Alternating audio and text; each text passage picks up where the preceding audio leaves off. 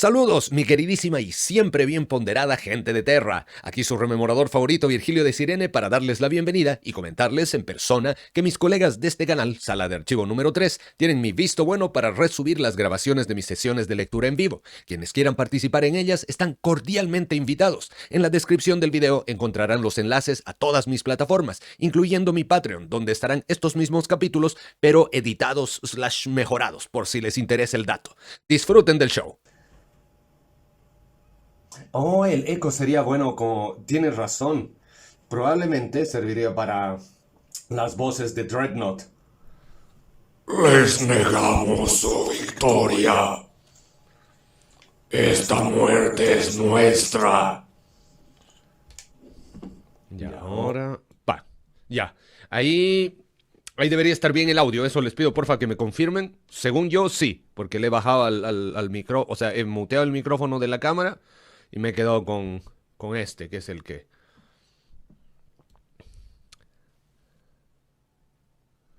A ver, primero les leo para ver si se me ha ido algo. Chan, charán.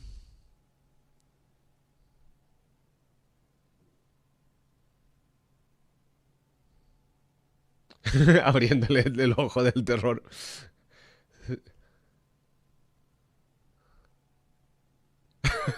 El tour por la casa de los niños de la disformidad, bueno. A mí me daría... Bueno, igual la otra vez, como que... Como que salgo súper poco, bueno, igual. Y bueno, los vecinos salen poco, casi nunca nos vemos y qué sé yo.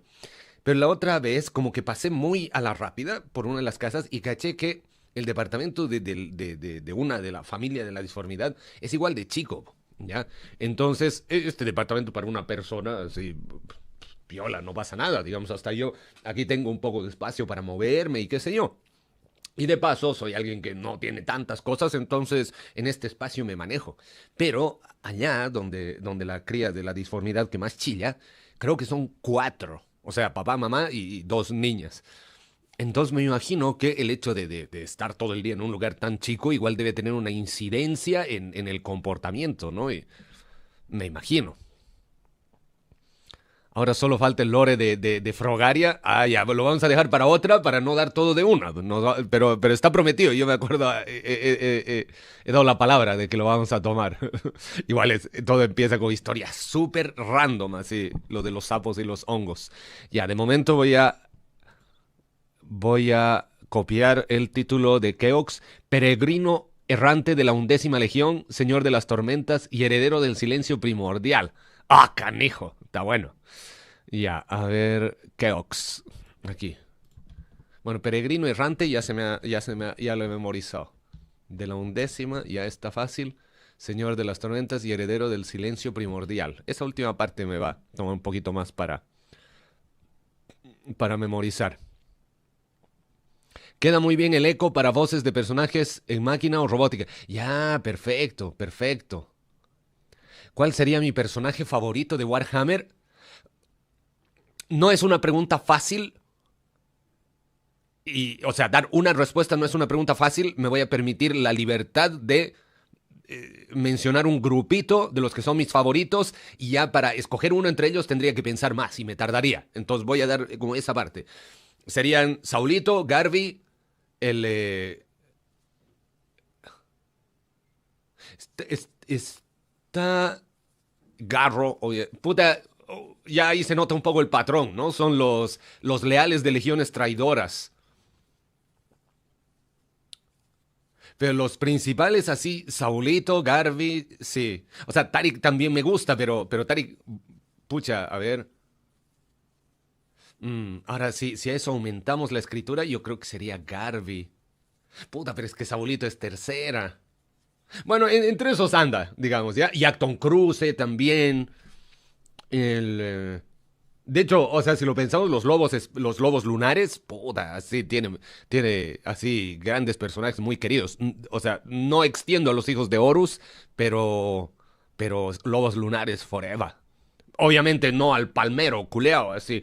Ese lo detesto, así, al palmero, al Falcus Kiber, ¿qué se llama? Al Lev Goshen, al Ekadon, es boludos que son así puros brutos, no, no. Sejanus, qué gran personaje, sí. Bueno, pero entre esos, Lobos Lunares y Saulito. y Nathanielito. La voz de Luther da la impresión de que estoy comiendo una galleta. La voz de Luther es un intento de imitar a algunas películas de Sean Connery. Yes, my dear Charles. Más o menos así es su voz del... Oye, Luther, a todo esto. Luther me gusta harto el personaje. Hartísimo, hartísimo. Incluso yo diría más que Sadariel. Lo encuentro bacana, Luther. Yes, Luther.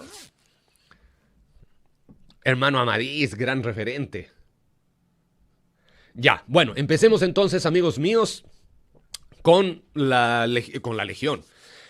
Con la sesión de hoy.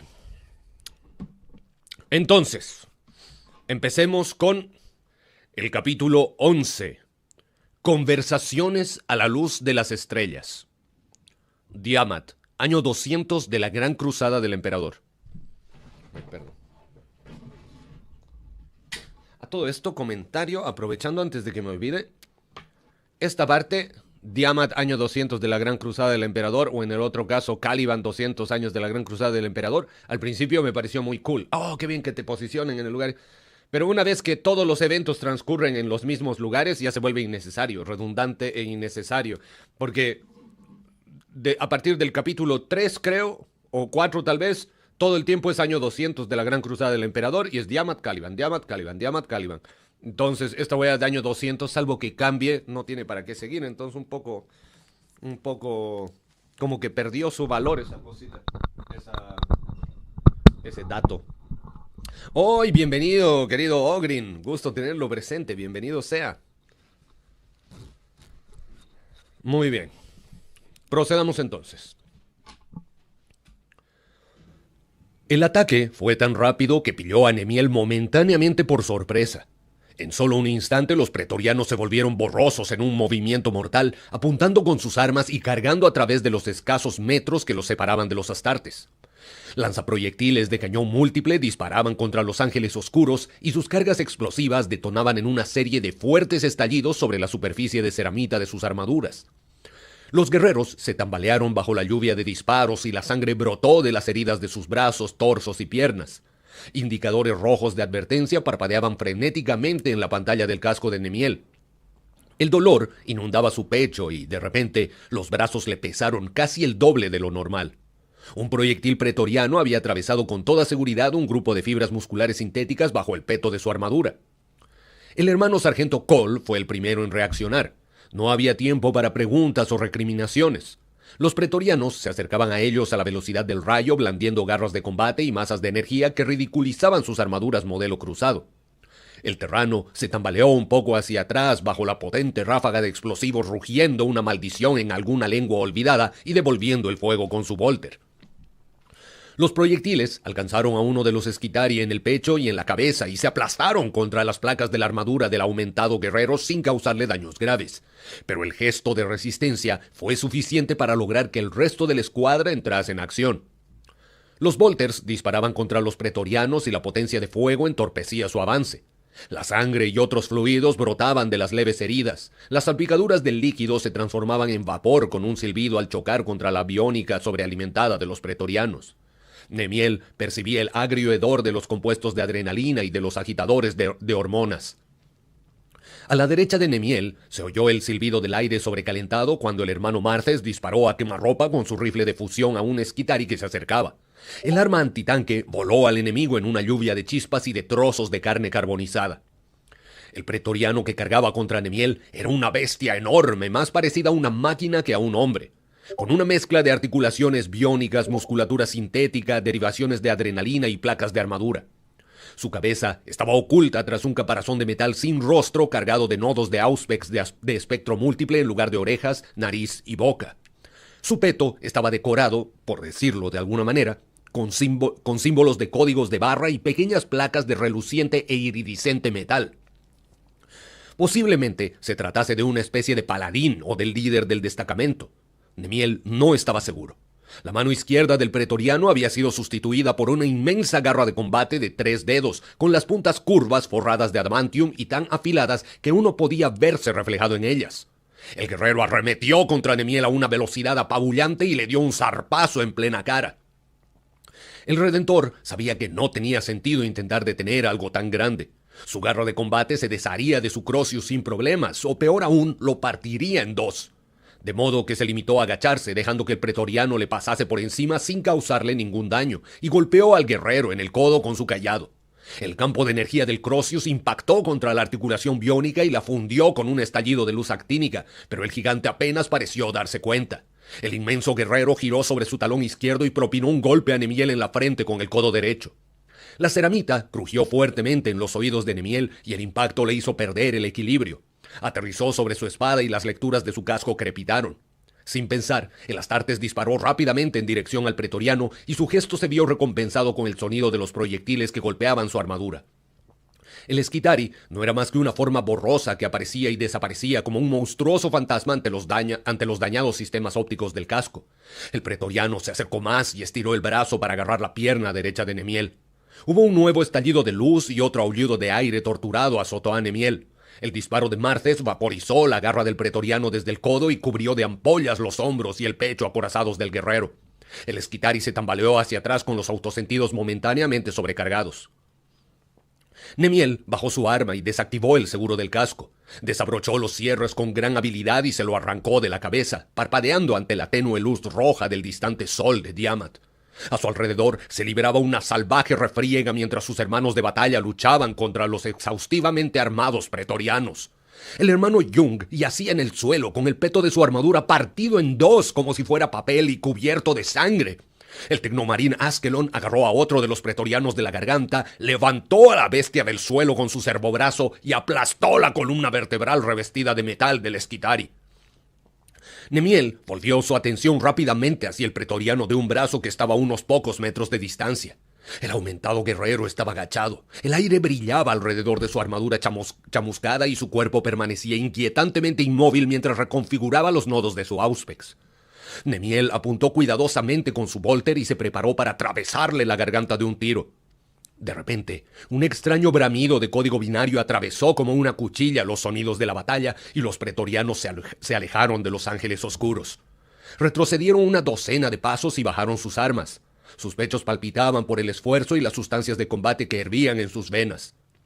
Los Astartes se detuvieron sin dejar de apuntar a sus adversarios. Kol miró a Nemiel esperando instrucciones. Pero la atención del Redentor estaba centrada en una gran fuerza esquitaria acorazada que avanzaba a toda prisa por la carretera desde el nordeste. Estaban dirigidos por una figura alta y encapuchada ataviada con las túnicas carmesí de los Mechanicum que iba montada sobre un disco suspensor.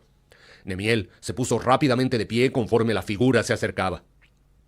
«¿Qué significa esto, magos?», gruñó casi dominado por la cólera. A ver...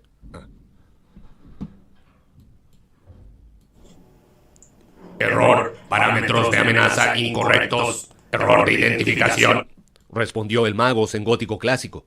Su voz era áspera y atonal, y sus palabras estaban extrañamente moduladas, pero se entendían. El magos se detuvo y levantó una mano que brilló con el color a herrumbre del sol.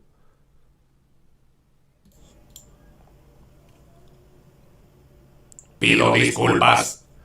Continuó modulando, esta vez mejor...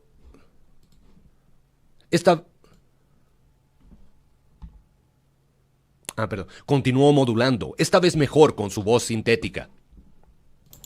Os pido disculpas a ti y a tu escuadra, noble Astartes. Los Esquitari estaban en modo aniquilación buscando a los soldados enemigos que habían penetrado en el complejo. Vuestra presencia en Diamat es inesperada. No he podido anular los protocolos de combate de los pretorianos hasta que ya era demasiado tarde. Ya veo, dijo Nemiel secamente. De modo que es culpa nuestra por haber venido tan pronto a protegeros, pensó. Después miró al hermano sargento Kol y adivinó por la postura beligerante del terrano que él estaba pensando lo mismo. ¿Cómo está el hermano Jung? Inconsciente, gruñó Kol. Sus lesiones son graves. Lo llevaremos al apotecarium de la forja, se apresuró a decir el magos. Repararemos su cuerpo y su dañada armadura. Por alguna razón, la oferta del Magos desconcertó a Nemiel. «Eso no será necesario», respondió rápidamente. «Lo llevaremos de vuelta a nuestra nave cuando termine la batalla y dejaremos que lo atiendan nuestros hermanos». Después observó a la encapuchada figura con recelo. «Soy el hermano redentor Nemiel y pertenezco a la primera legión del emperador. ¿Quién eres?» Soy Arcoy, mago de la forja y ex sirviente del archimagos Bertulus, respondió. «¿Ex?», por desgracia, asintió tristemente Arcoy. Nuestro estimado archimagos fue asesinado hace 12,8 horas mientras coordinaba la defensa de la forja, explicó. Como miembro superviviente de mayor rango del personal de Bertulus, ahora hago las funciones del archimago de Diamat. Al sur, un intenso y ensordecedor estruendo sacudió el aire. Fue aumentando de intensidad y la fuente se elevó lentamente hacia el cielo. Nemiel se dio la vuelta y vio un par de naves ascendiendo pesadamente hacia la órbita sobre unas columnas de luz azul verdoso. «Los rebeldes ya han tenido suficiente», declaró Cole con un deje de tono triunfal en su voz. «Se están retirando». «Así es», confirmó Arcoy. «Vuestro primarca contactó con nosotros hace 6,37 minutos y anunció que las fuerzas rebeldes en órbita se están batiendo en retirada». El Magos alzó los brazos como si los bendijese. «La victoria es vuestra. Nobles astartes, Diamat está a salvo». La voz sintetizada de Arcoy guardó silencio y dio paso al lejano rugido de los transportes que huían y al distante estruendo de los vehículos imperiales. Un traqueteo de armas de fuego de pequeño calibre resonaba en la distancia. Los pretorianos miraron en silencio a Nemiel y a los ángeles oscuros con sus aumentados cuerpos inmóviles como estatuas. La sangre y los lubricantes brotaban lentamente de sus heridas. Nemiel no podía evitar pensar que Arcoy estaba cantando victoria antes de tiempo. Fin de sección. Perfecto, entonces. Y sí, efectivamente mi Discord estaba sonando, amigo mío. Sonó una vez. Pero ahora lo silenciamos. Perfecto, silenced. Ya, muy bien. En todo caso, lo del audio del Archimagos estuvo bien. Y bienvenido a nuestro gran maestre de las alas de la muerte del capítulo de Los Ángeles Oscuros, Cabo Vid. Bienvenido, amigo mío. Y bienvenido a nuestro piloto de Land Rider de los Ultramarines, Emilio. Bienvenidos, amigos míos. Muy bien, entonces ahora lo que necesito hacer...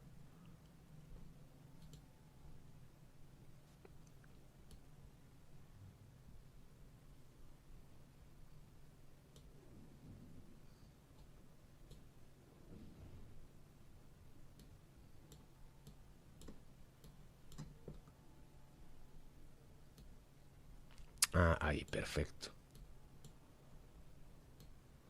Ya es que estaba modificando un poquito la UI del programa que uso para streamear. Cosa de poder ver, digamos, el nivel de mi micrófono y tener a la vista también el botoncito para mutear o desmutear esta cámara y así hacer el efecto robótico. Perfecto, perfecto. Lo que sí, ahora a mí también me han dado ganas de escuchar. Pues yo no escucho el efecto, ya yo solo escucho lo que estoy hablando aquí. No escucho lo que ustedes escuchan.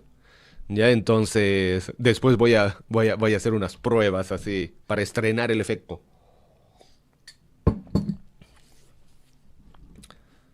Ya, entonces, a ver, ahí estamos con la primera sección. Vamos a aquí ver.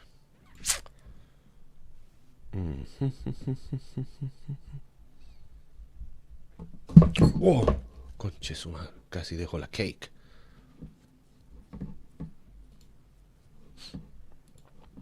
Ya, y estamos en el capítulo 11, perfecto. Ya, continuemos.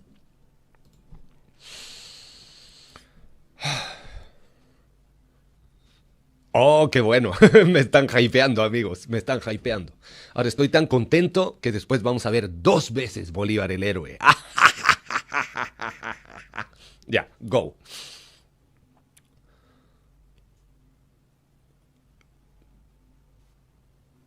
Por supuesto, os estamos muy agradecidos de que aparecieseis cuando lo hicisteis, dijo Tadeusz Kulik, aunque la mirada en los ojos de párpados caídos del gobernador sugería todo lo contrario. El sanctum del primarca a bordo de la Razón Invencible era una gran cámara única que se extendía de un lado a otro de la superestructura de la nave de guerra y se subdividía en espacios más pequeños y más íntimos mediante columnas estriadas de acero estructural. Altas y arqueadas ventanas a babor y a estribor proyectaban sombras alargadas y afiladas sobre los mosaicos incrustados en la cubierta y resaltaban las angulares formas del mobiliario que había alrededor. Fragmentos de placas del casco sumían a las ventanas de babor en un patrón caótico y reflejaban la luz roja del sol de Diamat como desperdigados y pulidos rubíes. Johnson solía mantener baja la luz del sanctum y prefería trabajar solo con la luz de las estrellas siempre que le era posible, pero por consideración a sus invitados encendió los apliqués de luz de las columnas que rodeaban el amplio espacio hexagonal de reuniones en el centro de la gran cámara. Al gobernador, que había recibido un disparo láser en la pierna durante el contraataque de los dragones, se le ofreció un trono de campaña de madera tallada. Un cirujano del Palacio Imperial y un servidor médico lo acompañaban a una discreta distancia, listos para administrarle analgésicos en caso de que Kulik los necesitase. El gobernador, un hombre de mediana edad, todavía vestía la destrozada armadura con la que había estado luchando tan solo unas horas antes. Un vendaje de compresión manchado envolvía su muslo derecho y una vieja espada de energía pendía de una vaina atada a su cadera. Sus pálidos ojos grises brillaban de dolor y de fatiga, y aunque intentaba relajarse contra el respaldo de la silla, sus hombros estaban tensos. El Magos Arcoy permanecía a unos cuantos pasos a la derecha del gobernador, con las manos metálicas cruzadas sobre la cintura. Para su audiencia con el primarca, se había vestido con una sencilla túnica del Mechanicum, el atuendo formal de su predecesor. Las pesadas túnicas de oficio estaban tejidas con hilos de oro y platino, trazando complicados patrones que recordaban los dibujos de los circuitos integrados. Las mangas eran anchas y terminaban justo por debajo del codo, revelando el complicado trabajo artesanal de los brazos biónicos de Arcoy. El Magos se había quitado la capucha y exponía el pulido metal de la parte inferior de su cráneo y su cuello.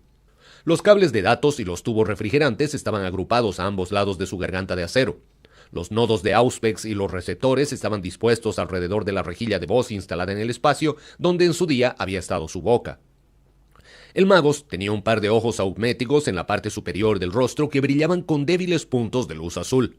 Su cráneo calvo era pálido y estaba cubierto de cicatrices que apenas se veían.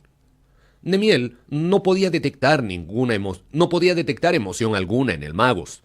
El cuerpo de Arcoy no revelaba más que el hermetismo de una máquina. Un par de acólitos permanecían a 6 pasos justos detrás de él con la cabeza inclinada y murmurando entre ellos con silenciosos diálogos de jerga binaria. Lionel Johnson, con las manos unidas en forma de pirámide, observó a los 2 oficiales por encima de las puntas de los dedos. Estaba sentado en una especie de trono de alto respaldo tallado en madera de roble calibanita que magnificaba su inmensa presencia física de porte confiado y totalmente sereno. Al mirarlo, nadie diría que había estado luchando a vida o muerte en un combate espacial hacía tan solo un rato. Los problemas de Diamat todavía no han terminado, gobernador Kulik, respondió Johnson gravemente. El planeta posee unos recursos que Horus necesita para prevalecer en el conflicto que se avecina con el emperador. En cuanto los supervivientes de su flota de asalto regresen a Istvan, el señor de la guerra empezará a reunir una nueva fuerza, y esta vez no estará compuesta de naves renegadas y de antiguos soldados del ejército imperial. Su mirada se dirigió hacia las ventanas teñidas de rojo de babor con expresión pensativa. Calculo que pasarán unas 2 semanas y media, 3 como mucho, antes de que vuelvan. Tenemos que sacarles el máximo partido posible. Kulik miró a Johnson con recelo. ¿Y qué sugiere que hagamos exactamente, primarca Johnson?, preguntó. El tono cínico en la voz del gobernador sorprendió a Nemiel. El Redentor estaba de pie a la derecha de Johnson, situado de lado para poder dirigirse tanto al primarca como a los 2 oficiales si era necesario. Al regresar a la nave insignia, se había encargado de las necesidades de su escuadra y después había pasado más de 1 hora en el apotecarium mientras le sacaban trozos de acero del cuerpo. Los apotecarios entregaron su maltrecho equipo a los armeros de la nave para que lo reparasen y se vistió con una sencilla túnica con capucha antes de presentarse ante el primarca. Sus manos se cerraron en sendos puños como acto reflejo ante el casi insolente tono del gobernador. Kulik actuaba como si Johnson fuese igual de peligroso que Horus. ¿Y por qué no habría de serlo? 4 legiones ya habían roto sus lazos con el emperador y todo el segmento se estaba desmoronando. Llegados a este punto, cualquiera podía ser motivo de sospecha. Aquella realidad lo dejó frío. El tono de Kulik tampoco pasó desapercibido para Johnson, quien se volvió hacia el gobernador con una expresión gélida.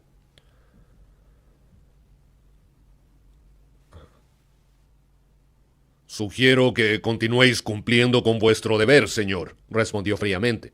Debemos defender este planeta a toda costa. El futuro del imperio podría depender de ello. El gobernador Kulik hizo una mueca y se revolvió incómodamente en su asiento. Se frotó el vendaje de la pierna, pero Nemiel se preguntaba qué era realmente lo que le dolía. Mi gente no tiene mucho más que dar, dijo con gravedad. Los rebeldes han destrozado todos los pueblos y ciudades desde órbita. Ni siquiera estamos seguros de cuántas personas siguen con vida. No hemos tenido tiempo de contar todos los cuerpos y mucho menos de enterrarlos. ¿Y qué hay de los dragones?, preguntó el primarca. Kulik suspiró. Usamos todo lo que nos quedaba en el contraataque cuando supimos que la compañía que cubría la entrada sur de la forja había sido derrotada. De joven, el gobernador había sido militar. Cuando el comandante de los dragones murió asesinado en un bombardeo atómico al comienzo de los ataques rebeldes y el Palacio Imperial fue bombardeado hasta convertirse en escombros, se puso una armadura de los dragones y se hizo cargo de la defensa del planeta. Kulik era un hombre que se tomaba sus deberes con el imperio muy en serio. Puede que me quede un regimiento de soldados procedentes de media docena de unidades distintas y la mayor parte de un batallón acorazado, dijo. Después lanzó una mirada ponzoñosa al mago Sarkoy y continuó. Por otro lado, las tropas del Mechanicus apenas actuaron durante el ataque, de modo que deben conservar toda su fuerza.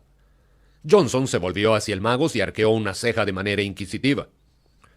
¿Eso es cierto?, preguntó. Su tono era suave, pero Nemiel advirtió un atisbo de ira en la mirada del primarca. El mago Sarkoy inclinó la cabeza en señal de culpabilidad.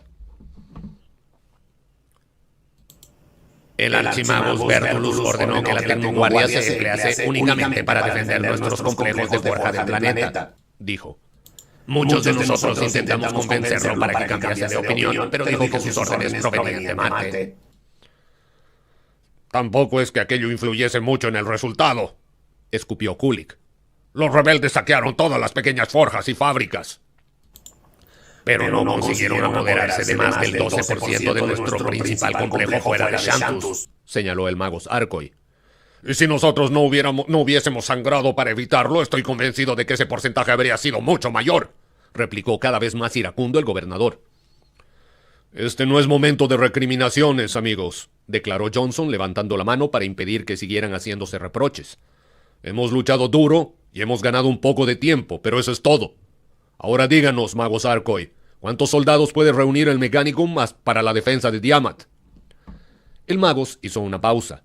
Uno de sus acólitos levantó ligeramente la encapuchada cabeza y dejó escapar un graznido de código atonal. Arkoy borboteó una respuesta en binario y después dijo: Como señalaba el gobernador Kulik, el enemigo ocupó todas nuestras forjas menores y asesinaron a sus defensores. La lucha alrededor de la entrada meridional de la forja principal también fue muy intensa, y nuestra guarnición sufrió grandes pérdidas. En este momento podemos reunir solo a 1202 Skitari. Nemiel vio cómo Kulik rechinaba los dientes al escuchar el cálculo realizado tan a la ligera, pero el gobernador eligió, inteligentemente, contener su cólera. Gracias, magos, dijo Johnson retomando el control de la conversación. Por mi parte, puedo reunir a 187 astartes veteranos para la defensa del planeta. Sigo esperando el cálculo de los daños de mis comandantes del grupo de combate, pero no hay duda de que mis naves supervivientes han sufrido daños medios o moderados y todas andan escasas de combustible, artillería y munición. El mago Arkoy inclinó la cabeza ante el primarca. Todos los recursos de nuestra forja están a vuestro servicio, primarca Johnson, dijo. Podemos empezar a reabastecer vuestras naves y a efectuar reparaciones de inmediato. ¿Y una vez reabastecidas y reparadas, podrán vuestras naves repeler el siguiente ataque?, preguntó Kulik. Johnson meditó su respuesta.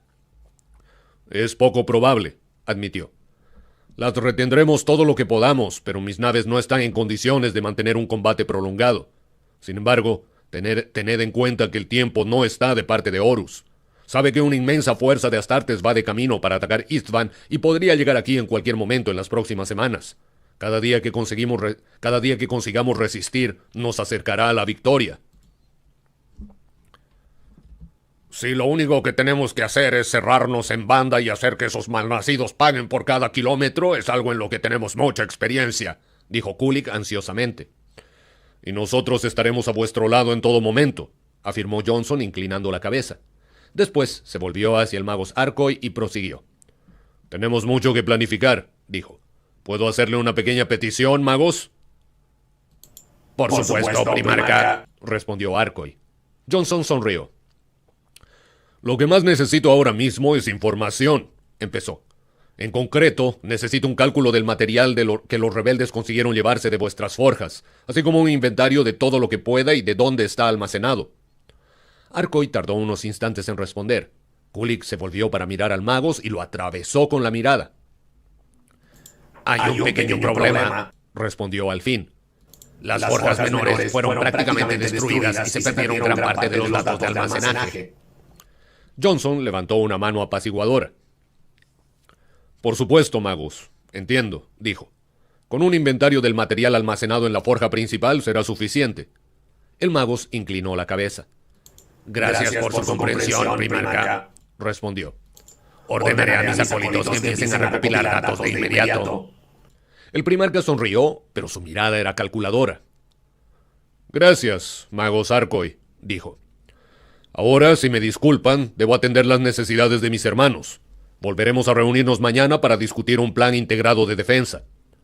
El mago Arkoy hizo una reverencia ante el primarca y se retiró rápidamente, intercambiando unos códigos con sus acólitos mientras desaparecía entre las sombras más allá del espacio de la audiencia. El gobernador Kulik se puso de pie como pudo, rechazando la ayuda de sus cirujanos. Después inclinó la cabeza respetuosamente ante Johnson, quien asintió al hombre herido en respuesta y observó cómo cojeaba hacia la oscuridad. Cuando el gobernador se hubo marchado, el primarca se volvió hacia Nemiel. ¿Qué opinión te merecen?, le preguntó. La pregunta sorprendió a Nemiel. El Redentor hizo una pausa para ordenar sus pensamientos. El gobernador Kulik parece un hombre valiente y honorable, respondió. ¿Cuántos líderes planetarios hemos conocido que se esconden en sus palacios y envían a sus mejores hombres a morir por ellos? Bueno, este lugar estaba destrozado, observó Johnson. Nemiel se rió. Podía haber huido a las colinas con su gente, pero no lo hizo. Hizo honor a su juramento y eso es algo muy loable. Johnson asintió. ¿Crees que podemos confiar en él? El Redentor frunció el ceño y observó el rostro impasible del primarca. ¿Estaba Johnson bromeando de nuevo? Yo creo que sí, respondió un momento después. ¿En qué lo beneficiaría traicionarnos? El primarca lo miró algo exasperado. Nemiel, el gobernador actuó muy bien contra la carne de cañón de Horus, en eso estoy de acuerdo, dijo. Pero la próxima vez el señor de la guerra no enviará auxiliares. Estamos casi convencidos de que tendremos que enfrentarnos a otros Astartes. ¿Cómo crees que reaccionará entonces? Nemiel frunció el ceño de nuevo. Le costaba asimilar la idea de tener que luchar contra un hermano Astartes. Solo pensar en ello lo horrorizaba. El gobernador Kulik no es ningún cobarde, repitió convencido. Luchará a pesar de las posibilidades. Está en su naturaleza. Johnson asintió para sí, y Nemiel vio que parecía realmente aliviado ante aquella observación. ¿Era posible que al primarca le costase interpretar a alguien tan directo como Kulik? ¿Era este el mismo individuo que unió a Caliban en una cruzada contra las grandes bestias? Pero entonces Nemiel cayó en la cuenta. Johnson no había unido Caliban. El plan había sido suyo, pero la persona que convenció a las órdenes de caballería de las casas nobles de que abandonasen sus antiguas tradiciones y se uniesen bajo el estandarte de Johnson fue Luther. Habían unido sus artes oratorias, su carisma personal y su sentido de la diplomacia y, sobre todo, su comprensión de la naturaleza humana. Quienes le habían permitido forjar la gran alianza que cambió el rostro de Caliban. Johnson, en cambio, había pasado sus primeros días solo, viviendo como un animal en las profundidades de los bosques del norte, uno de los espacios salvajes más imponentes e inaccesibles de todo el planeta. Durante sus primeros meses en Aldurug, no dijo ni una palabra y se le consideró frío y distante, incluso años después. Se decía que era una persona intelectual y erudita, y Nemiel sabía que era verdad. Pero ahora también se preguntaba si Lionel Johnson, el hijo sobrenatural del mismísimo emperador, era capaz de sintonizar con la gente que lo rodeaba. Sabía predecir cómo reaccionaría en un campo de batalla hasta un punto asombroso, pero no sabía diferenciar un hombre honrado de un cobarde. ¿Seremos todos un cero a la izquierda para él?, se preguntó el Redentor. Si Johnson tenía tan poco en común con la humanidad, ¿en qué lo convertía eso? De repente, Nemiel se dio cuenta de que Johnson lo estaba observando y se agitó incómodamente. «Disculpa, mi señor», se excusó. «¿Decías algo?» «Te he preguntado tu opinión sobre el Magos Arcoy». «Ah», respondió Nemiel. «La verdad, no sé qué pensar de él. ¿Cómo puede un hombre quitarse voluntariamente la carne y sustituirla por el frío insensible del metal y el plástico? Me parece totalmente antinatural». «¿Quieres decir como el capitán Stenius? Yo creo que él agradece tener un par de ojos que funcionen», replicó Johnson irónicamente. «Eso es diferente, mi señor. Stenius perdió la vista en combate. Se la arrebataron, no la cedió voluntariamente». Johnson asintió. «Entonces, ¿no crees que podamos confiar en él?» «Lo que digo es que no sé qué pensar de él, señor», suspiró. «Confieso que puede que nuestro primer encuentro influya en mi opinión respecto a él». «Entiendo». Johnson asintió de nuevo. «¿Cómo está el hermano Young?» «Los apotecarios están atendiéndolo ahora mismo», respondió Nemiel. «Ha sufrido grandes heridas internas y su cuerpo entró en estasis casi de inmediato». Como parte de sus extensivas modificaciones físicas y genéticas, todos los astartes poseían la capacidad de sobrevivir hasta a las peores heridas físicas, entrando en una especie de coma voluntario que centraba las energías de su cuerpo en la supervivencia básica. «El cirujano dice que se pondrá bien, pero no podrá volver a la acción en los próximos meses». «¿Y el resto de la escuadra?» Nemiel se encogió de hombros. «Varias heridas menores, pero eso era de esperar. Al hermano Efrial le están curando la rodilla en estos momentos y estará de servicio en las próximas 12 horas. Sonrió. «Aunque será mejor que no nos envíes a luchar al menos en una semana o la mitad de nosotros tendremos que combatir con nuestras túnicas». Johnson le devolvió la sonrisa. «Supongo que podremos esperar», dijo antes de ponerse de pie. «Vete a descansar. Dale a tu cuerpo tiempo para recuperarse. Empezaremos a planificar en serio mañana». Nemiel inclinó la cabeza ante el primarca y se dispuso a retirarse, pero entonces recordó algo que había surgido durante la conversación y se detuvo. «Mi señor...» Johnson ya había comenzado a caminar silenciosamente entre las sombras. Nemiel vio cómo se daba la vuelta perfilando contra la luz carmesí que penetraba por las ventanas de babor. «¿Sí?», preguntó. «¿Por qué le pediste un inventario al Magos Arcoy?», dijo sin preámbulos. El primarca se puso ligeramente rígido. «Es bastante obvio», respondió. «Si tenemos que idear un plan de combate efectivo contra los rebeldes, necesitamos un recuento exacto de todos los suministros con los que contamos». «Sí, por supuesto, mi señor», asintió Nemiel. «Es perfectamente comprensible, pero...» hizo una pausa. «La petición molestó al Magos considerablemente. En estos tiempos difíciles, con el señor de la guerra en plena sublevación y con los ejércitos en camino, es fácil malinterpretar las intenciones que se esconden tras semejante petición». Johnson tardó en responder. Observó a Nemiel desde las sombras con su poderoso cuerpo completamente inmóvil. «Yo no soy ningún bandido, Nemiel», dijo finalmente con voz tranquila y fría. El Redentor inclinó la cabeza. «Por supuesto que no, mi señor», dijo sintiéndose estúpido por haber sacado el tema en primer lugar. «No quería decir eso en absoluto, pero Arcoy y el gobernador Kulik ya han sufrido bastante a manos de los hombres de Horus. Ya nadie sabe en quién confiar». Johnson atravesó a Nemiel con la mirada. «¿Confías en mí, Nemiel?», preguntó el primarca. «Por supuesto», respondió.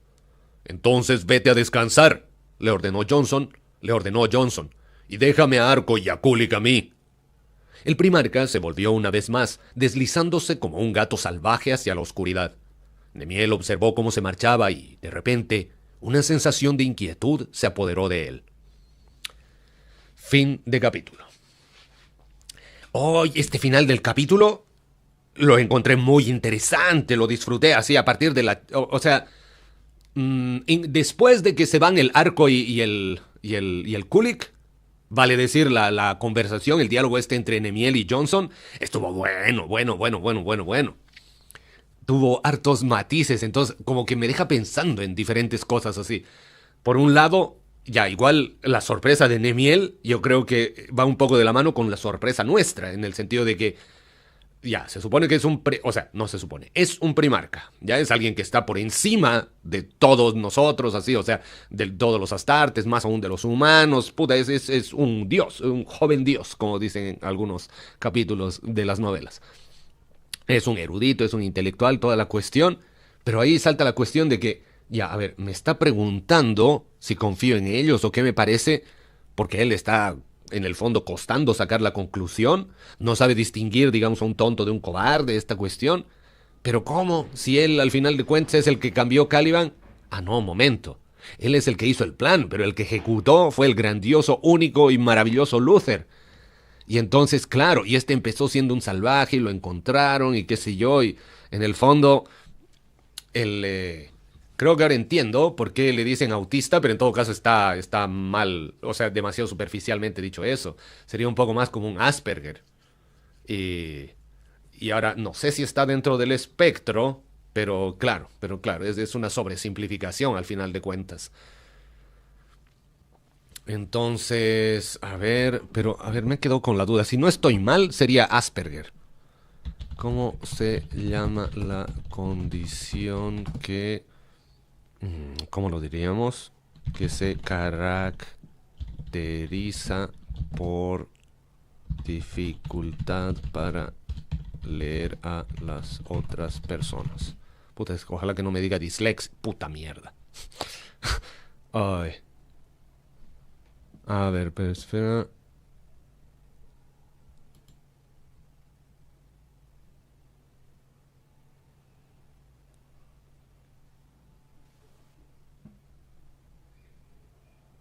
Dificultad en la teoría de la mente. Esto...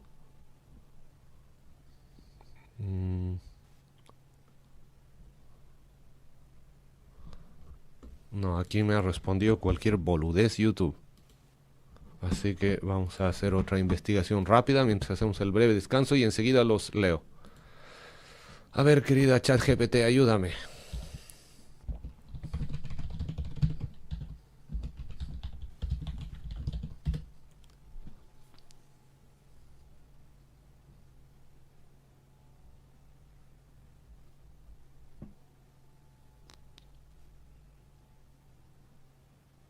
Ah, mira, hoy estoy súper desactualizado. Desde el 2013 ya no se considera una cuestión aparte el Asperger. Oh, mira. Efectivamente, entonces autismo, mira. ¿Quién lo habría pensado? Puta, así que yo era el equivocado. Cacha la wea. Puta que... Bueno, igual hay que tener siempre en cuenta que el espectro es un paraguas bien amplio. Y eso. Así que bueno, pero en todo caso es eso, efectivamente. Y... Ah, leí ahí, nuestra logia es más fuerte, totalmente de acuerdo.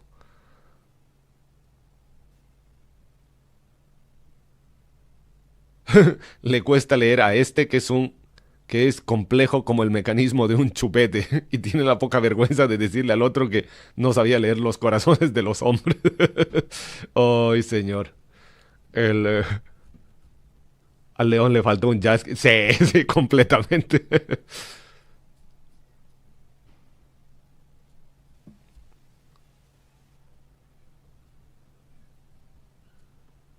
Claro, igual influye al tipo de gente que está acostumbrado. Y bueno, si lo analizamos, ojo, estamos analizando de repente con más profundidad de la que realmente puede tener el personaje, ¿no? Porque recordemos que estos escritores, bueno, habría que ver qué profesión tienen estos escritores, ¿no? Y ni siquiera puede que sea tan relevante. Pero ya meterse tanto en el personaje ya implica un análisis, o sea, un conocimiento, digamos, de cuestiones médicas, psicológicas más avanzado. Entonces, supongo que ahí tendría que influir mucho el hecho de que sus primeros años han sido ferales. Entonces, eso estoy seguro de que influye en el desarrollo cognitivo emocional, pero no sé cómo. ¿Ya? Entonces, claro, como también hemos dicho el otro día, como no es ciencia ficción así dura, así, ya, algunos conceptos son tomados con cierta ligereza, tampoco tienen por qué ser tomados con más ligereza, porque ahí nosotros tenemos que ser un poquito de la pega de, ya esto es por esto, qué sé yo. Un poco, aplicamos un cierto nivel de abstracción, ¿no? O sea, decimos, ya, eso influyó, pero ¿cómo influye exactamente? Puta, no estamos en esa parada ahorita. La cuestión es que influyó. Y de acuerdo, puedo estar de acuerdo con eso. Y efectivamente es TEA. Eso estaba leyendo ahorita. Y ¿qué se llama? Entonces hay dificultad para interpretar expresiones faciales, tono de voz o lenguaje corporal. Dificultades con la empatía cognitiva, entender lo que la otra persona está pensando o sintiendo. Problemas con la teoría de la mente, es decir, la capacidad de imaginar lo que otra persona sabe o cree. Entonces, claro, y tiene todo el sentido, ¿no? Esta descripción que acabo de leer, estos 3 puntos son del TEA. Y eso no quita que estratégicamente hablando puede ser una máquina, pero por supuesto, ahí puede, y si es tan inteligente, por supuesto. Entonces, es como, qué sé yo, alguien puede ser una máquina de guerra para el ajedrez, así un puto genio que nadie le gana, pero claro, en una cuestión de interacción social, puta, lo primero que de repente se le viene a uno a la mente es, no sé, una cuestión de pareja, una seducción, o a veces simplemente, no sé, una charla con un amigo que de repente necesita un apoyo, así digamos que el enemigo está o sea, el amigo está para la cagada, así deprimido. Entonces, claro, este sujeto no sabría mucho qué hacer. Ahora, hay matices, weón, hay matices, porque esto podría servir mucho para quitarle, digamos, responsabilidad al león, pero al final de cuentas, los humanos, por muy animales, por muy mamíferos que seamos, seguimos patrones, ¿ya? Entonces, y el lenguaje corporal es observable, ¿ya? Entonces, no sé, digamos, ya no sé cómo hablarle a una persona desconocida, ¿sí? No sé cómo actuar en esa situación. De acuerdo, ningún problema, pero puedes aprender, puedes copiar. Sí, de hecho, copiar es una de las mejores cosas que uno puede hacer, ¿no? Entonces, el león, lo que debería haber hecho en todo su tiempo, era, a ver, este Luther, weón, que le va bien, pero así en todo lo que hace. Me voy a fijar cómo habla, cómo entona, cómo se para, cómo trata a la gente, qué decisiones toma. Y claro, puede que yo sea muy inteligente todo, voy a bajar un poquito mi ego y decir que, ya, no es que yo esté pensando mal, pero puedo pensar mejor, y para eso voy a mejorar mirando a estos weones que son brillantes en lo que hacen. Entonces, claro, ahí me voy a copiar de los mejores. Si hay otro weón que es como yo, así que le cuesta, no, pero no lo tengo que copiar. Tengo que copiar a Luther, digamos, ¿no? Ahora, puta, es igual, esto es pura teoría que sacamos nosotros, ¿no? El libro no tiene por qué ser así, los personajes no tienen por qué ser así, y posiblemente los autores no querían entrar en ese nivel de profundidad. Es simplemente divertido esto para que nosotros podamos charlar, digo yo. Entonces... ¡Oh! Bienvenido. Mira, justo hablamos de León, justo aparece el León y aparece su mayor fan, así el fanático de todos. Y después dice, no, yo con mi señor de la guerra, el León nunca. Pero bueno, está bien, igual te queremos así, pequeño Horus, bienvenido.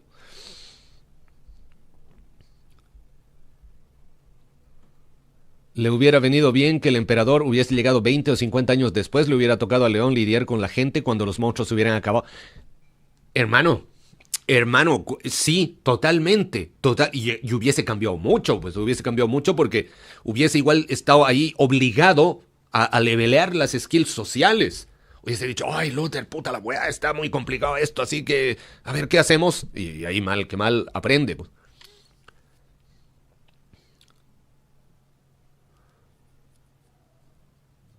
A ver, ¿qué dice? Mi padre fue un conquistador, ahí es el emperador, ¿verdad?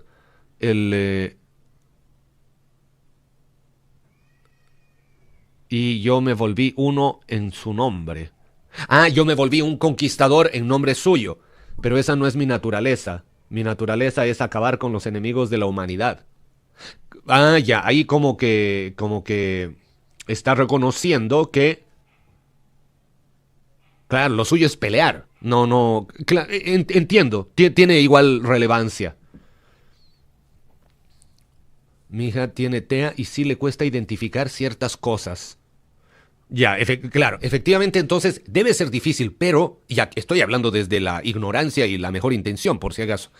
Yo creo, o sea, sigo sosteniendo que eso de observar los patrones e intentar deducirlos puede servir, porque pienso que va un poco de la mano con esto que dice, o sea, sé que es diferente, pero va un poco paralelamente con esto, fake it until you make it.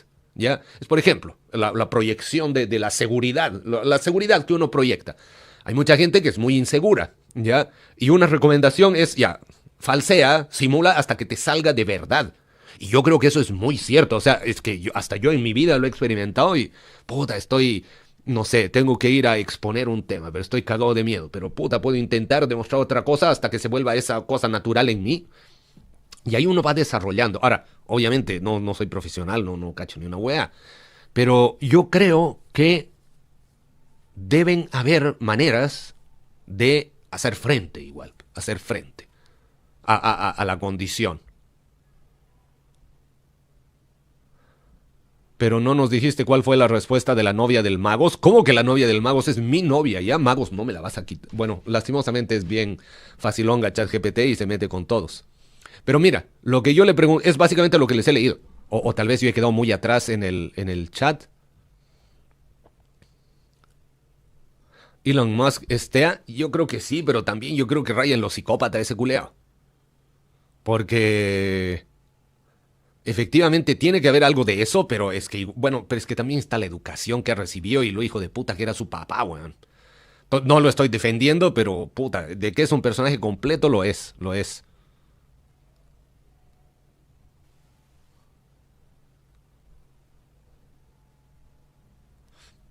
Claro, es que no es la soledad per se, es la crianza feral. A eso yo creo que se refería ¿qué se llama? Christian.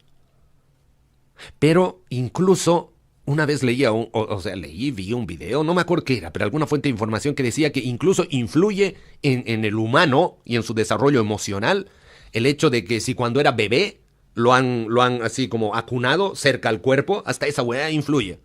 Bueno, porque los inputs también sensoriales de un bebé son diferentes, ¿no? Ahí juega el olor y qué sé yo. Solo, a ver.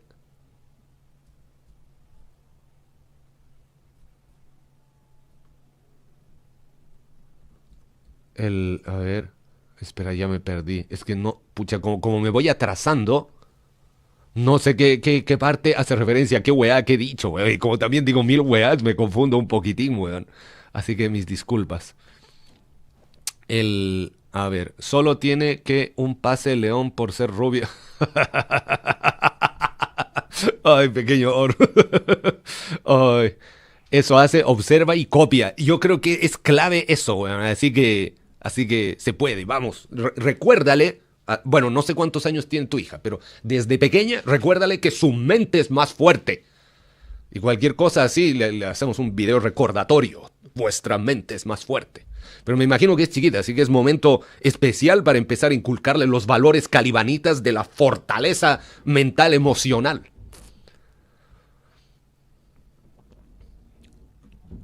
Y, a ver, creo que ahí ya me puse al día. Sí, perfecto.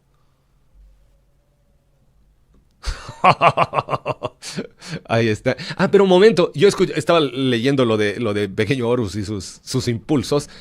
Me han dicho que los lobos espaciales igual como que le aplican, incluso que hay un primarca que anda ahí aplicándole al Bombastic. No sé yo, la verdad. Hoy nos falta la sapeada. Pucha, amigos. Yo aquí. Bueno, pero estuvo muy buena la conversa, les agradezco. Saludos, gente de Terra. Es un placer verles de nuevo, más aún cuando han sido un par de ocasiones en las que no hemos tenido la oportunidad de conversar.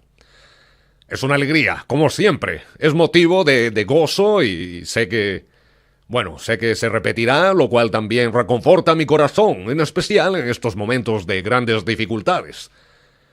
Pero, más allá de las grandes dificultades que atravesamos en los campos de batalla y en lo político, hay algo que me produce una gran tristeza en este momento. Pase lo que pase, durante muchos años, Lionel Johnson ha sido mi hermano.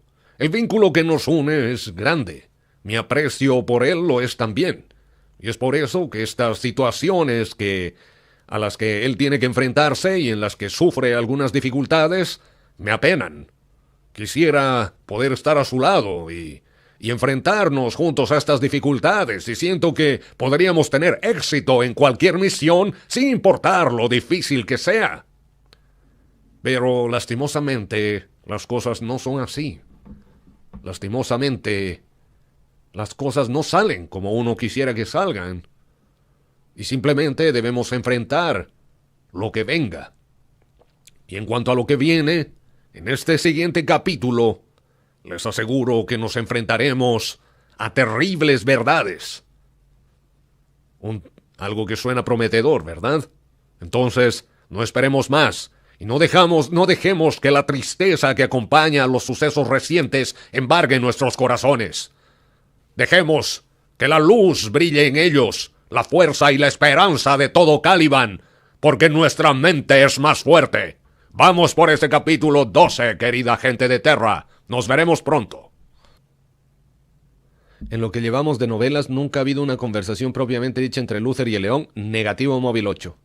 Negativo. Nos han contado que hubo una después de lo de la nave Saroshi, la bomba Saroshi, esa weá.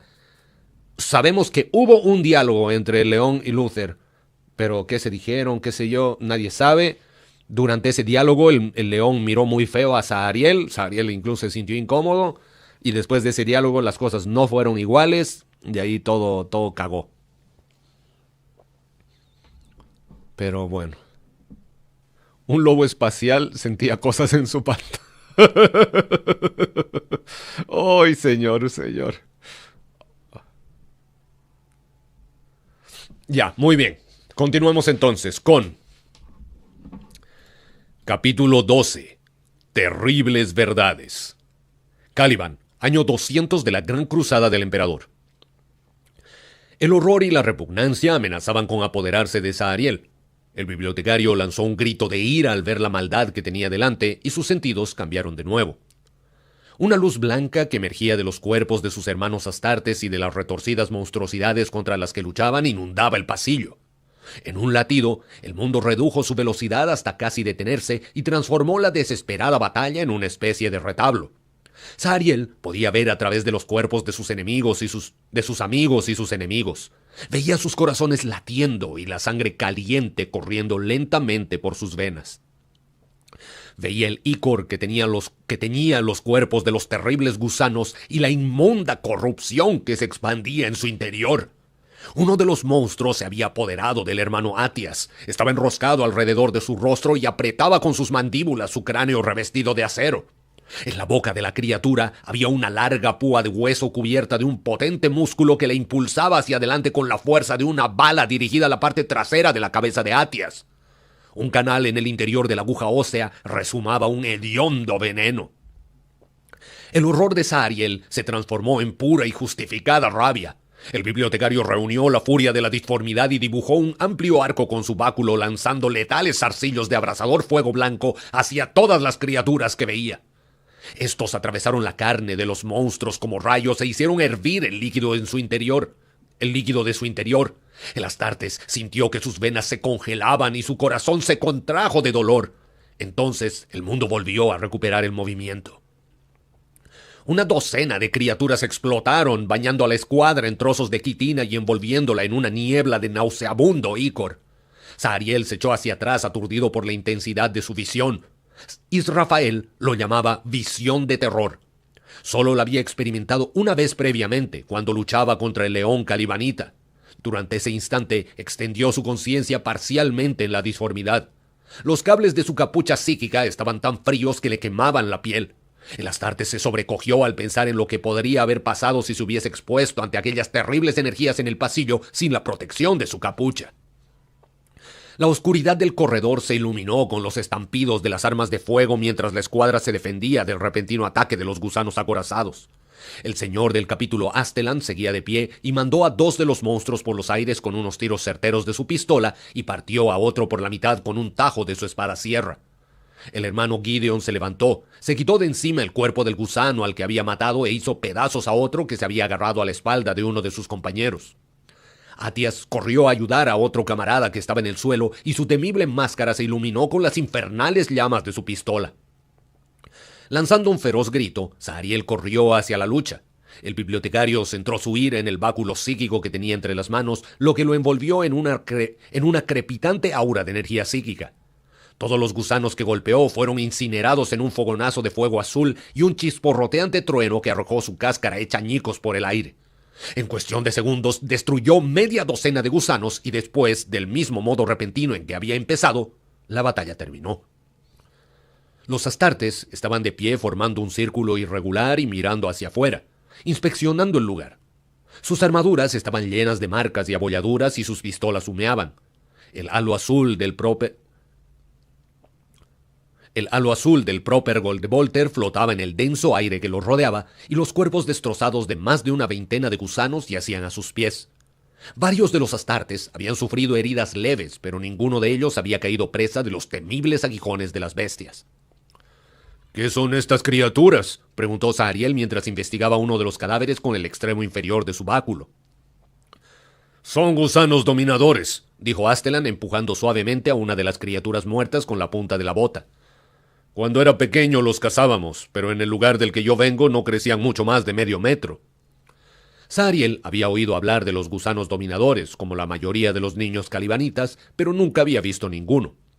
Suponían una amenaza para los emplazamientos humanos de todo Caliban, ya que transformaban a los pequeños animales y al ganado en incubadoras vivientes de sus huevos. Los gusanos se enroscaban alrededor del cuello de sus víctimas y después insertaban su aguijón en la columna vertebral de sus presas y les inyectaban una inmensa cantidad de neurotoxinas. El veneno destruía las principales funciones cerebrales, pero dejaba las funciones autonómicas intactas y volvía hiperconductor el sistema nervioso de las víctimas.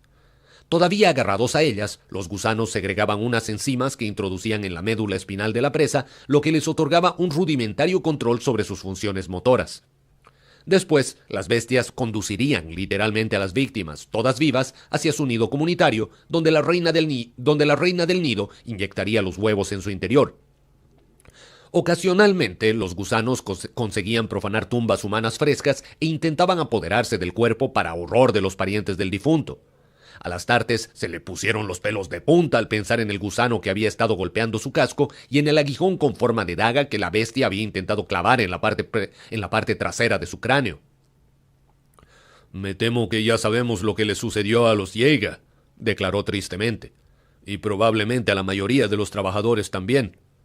¿A la mayoría?, preguntó Astelan. Un gusano no pudo mandar la transmisión de radio a Aldurug, respondió Sahariel. ¡Que el emperador nos proteja!, masculló disgustado entre dientes el señor del capítulo. Esto ya había sucedido antes, recordó Atias. Los caballeros de Lupus volvieron a sus bestias contra nosotros, ¿recuerdas? Pero los caballeros de Lupus ya no existen, respondió Astelan con acritud. Y las grandes bestias se han extinguido, de modo que, ¿de dónde proceden estas viles criaturas? Ahora eso no importa, contestó Sahariel ansioso por cambiar el tema. Si los gusanos se llevaron los cuerpos de los Yeager, significa que tienen un nido y una reina ponedora aquí abajo. Astelan asintió. Pero las reinas son mucho más grandes que los zánganos, advirtió. Entonces debe de estar más adelante, cerca del núcleo térmico, declaró Sahariel. El bibliotecario comprobó la carga de su Volter y lo enfundó. Después extrajo una granada de fragmentación de su cinturón. Primero lanzamos las granadas y después disparamos. Yo iré delante. ¿Alguna pregunta? Por supuesto, no había ninguna pregunta.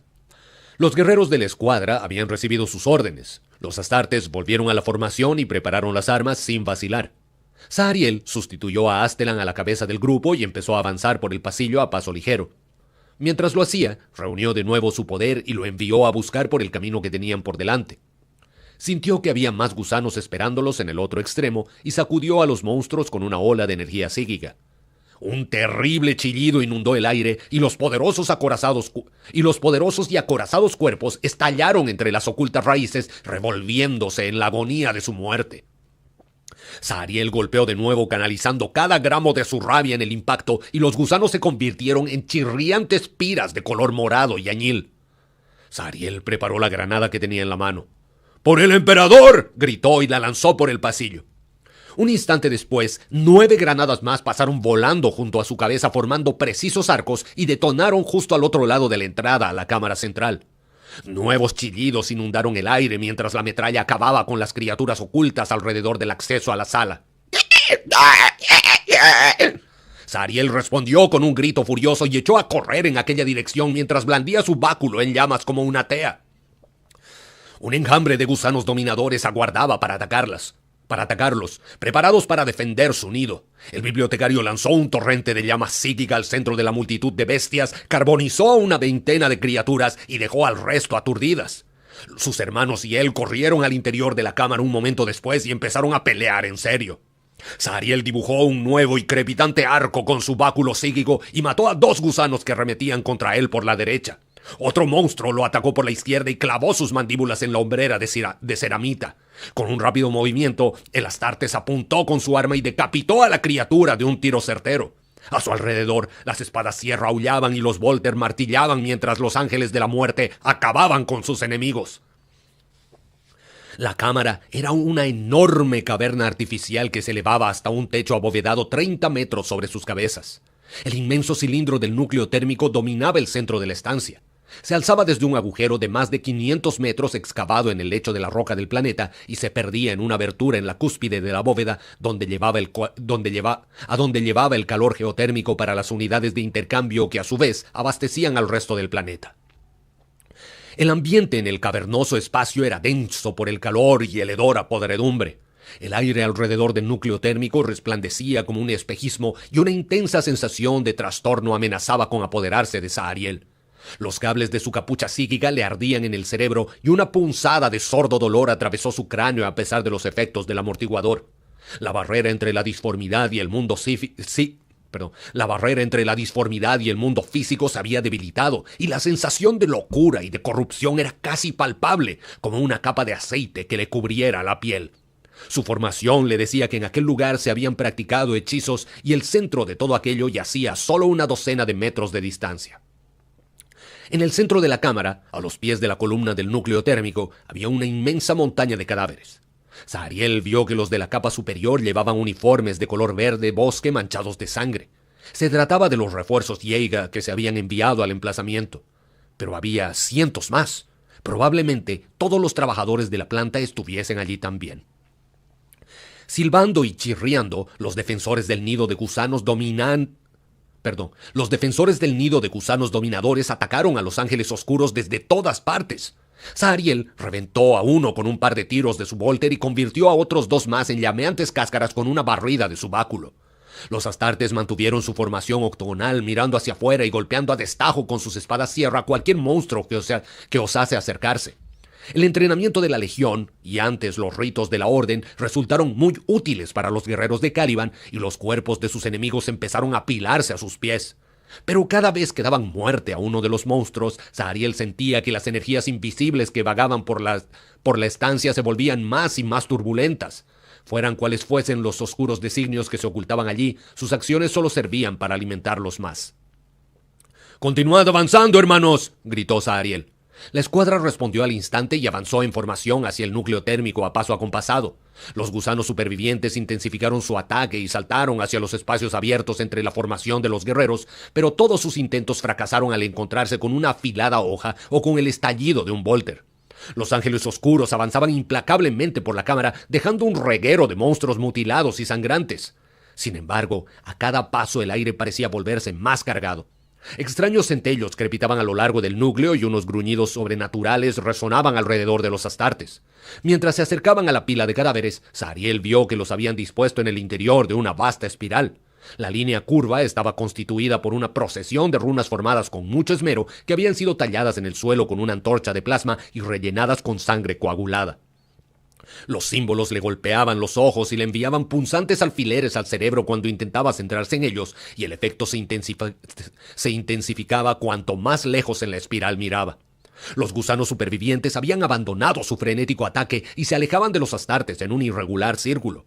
Sus rápidas y sinuosas formas se deslizaban por el suelo húmedo mientras se ocultaban lejos del alcance de las espadas sierra. Los miembros de la escuadra de Zahariel continuaban su sangriento trabajo y eliminaban a los monstruos con certeros disparos de Volter. Las energías de cada bestia asesinada se unían a la creciente vorágine y continuaban avivando los invisibles fuegos. Sariel apretó los dientes ante el intenso dolor que torturaba la parte trasera de su cráneo y ordenó a su escuadra que avanzase paso a paso.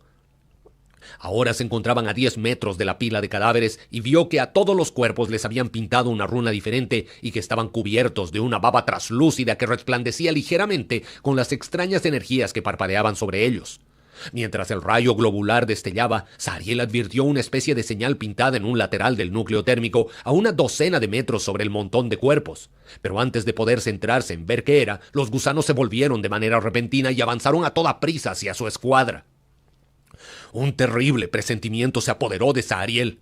Sin embargo, antes siquiera de que pudiese gritar una advertencia, 9 volters ladraron y todos los gusanos que quedaban volaron por los aires en una única y simultánea salva.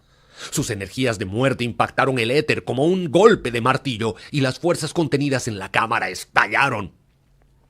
Sariel sintió que su sensación de trastorno se agudizaba dramáticamente a medida que la barrera entre los reinos empezaba a derrumbarse.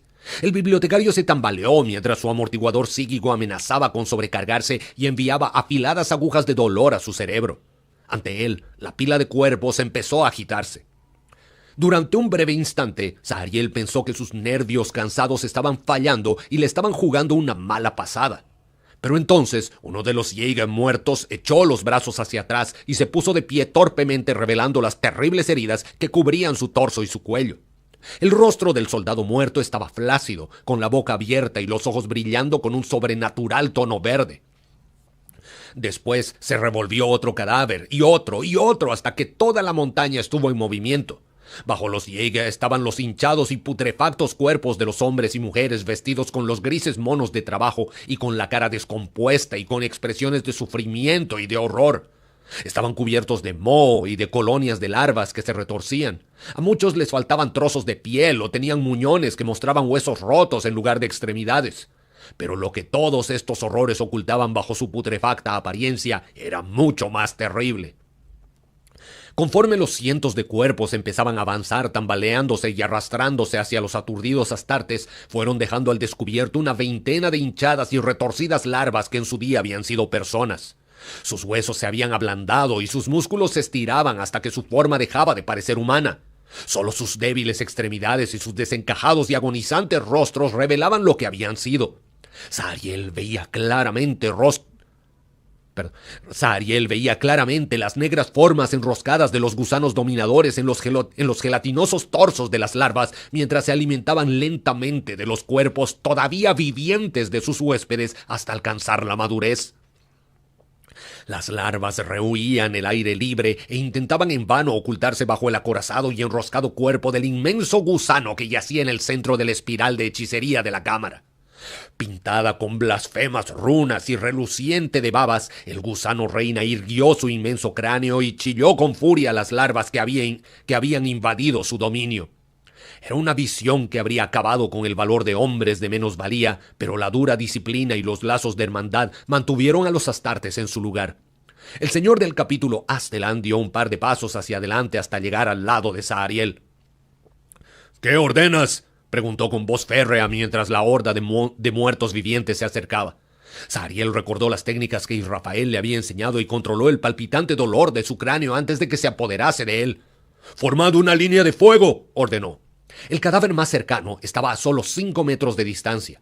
Mientras los 8 astartes restantes avanzaban y se colocaban hombro con hombro junto a Sariel y Astelan, el bibliotecario gritó: «¡Cambiad los cargadores!».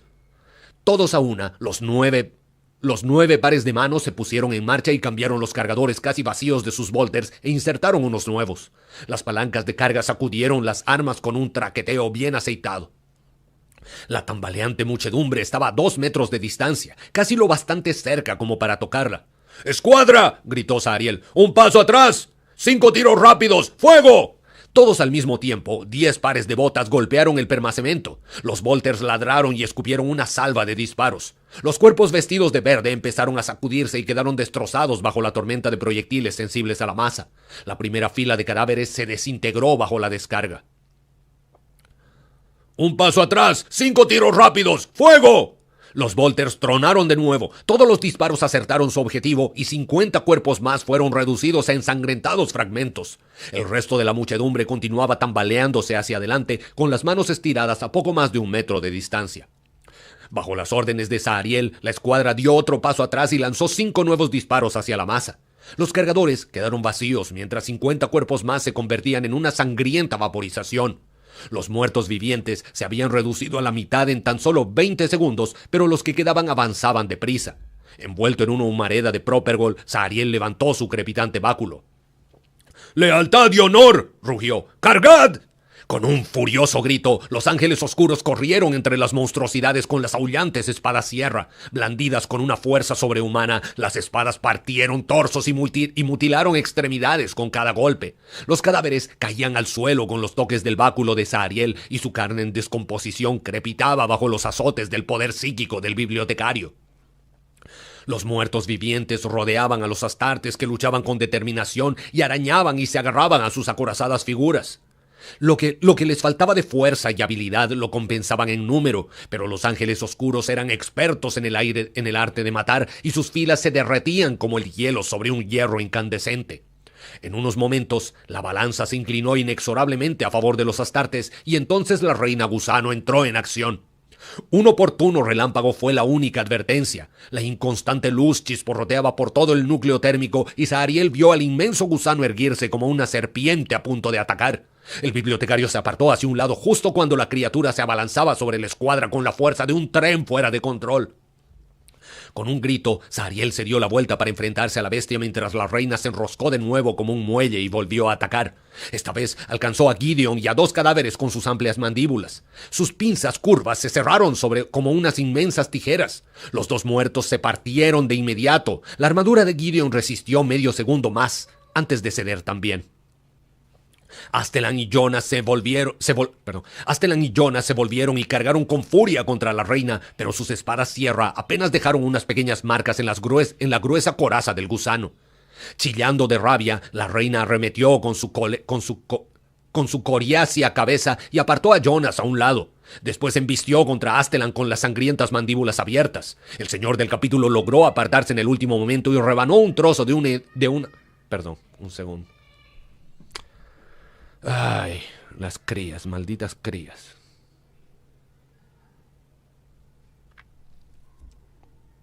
Ya, vamos. Después embistió contra Astelan con las sangrientas mandíbulas abiertas. El señor del capítulo logró apartarse en el último momento y rebanó un trozo de una de las inmensas pinzas de la bestia antes de hacerse ágilmente a un lado. El gusano aplastó a otra media docena de cadáveres bajo su tremendo volumen mientras enroscaba de nuevo su cuerpo para volver a atacar. 3 astartes cargaron contra el monstruo desde distintas direcciones, lanzándole poderosos golpes que solo dejaban rasguños en la gruesa armadura negra del gusano. Uno de los ángeles oscuros permaneció al alcance de la bestia. Un largo momento y recibió un latigazo trasero de su cola. El inmenso guerrero cayó al suelo rodando tras el potente golpe y aterrizó sobre su rostro. De repente se escuchó el ladrido de su Volter. Gideon, tumbado en un charco de su propia sangre, había recargado su arma y escupía certeros disparos a los ojos de la bestia. 2 de ellos estallaron en una lluvia de ícor y la reina empezó a sacudirse y a chillar de dolor, pero las heridas no parecían detener a la criatura lo más mínimo. Sahariel soltó la pistola vacía y agarró el báculo psíquico con las 2 manos. Tenía que acabar con aquella lucha rápidamente antes de que el monstruo matase o hiriese a algún otro miembro de la escuadra. El bibliotecario canalizó su voluntad en las matrices psicorreactivas de su arma. Crepitantes arcos de luz violeta envolvieron el cayado de metal y crearon un llameante halo alrededor del águila bicéfala en la cabeza del báculo. Tras levantar el arma sobre su cabeza, Sahariel gritó un furioso juramento y cargó contra la criatura. El movimiento y la parpadeante luz del báculo tuvieron el efecto deseado. La reina gusano volvió su sangrante cabeza y embistió contra Sahariel golpeando al bibliotecario en su ataque. El impacto fue tremendo y aturdió todos sus sentidos. Un momento antes estaba corriendo hacia la criatura y al siguiente estaba caído sobre la espalda con las mandíbulas del gusano cerradas alrededor de la cintura. Sahariel veía una veintena de parpadeantes runas de color carmesí que le advertían de importantes daños en el servomotor y de varias grietas en su armadura. Su vista iba y venía en estallidos de distorsión mientras las pinzas como tijeras de la criatura cortaban los alimentadores de la unidad de energía de su espalda. El bibliotecario oía los crujidos y los leves estallidos de las placas de ceramita que cedían bajo la terrible fuerza de las mandíbulas del gusano. El Astartes vio su maltratada armadura reflejada en 4 de los negros y fríos ojos del tamaño de un plato. Perdón, un segundo. Puta, se han puesto a jugar en el pasillo a estos críos.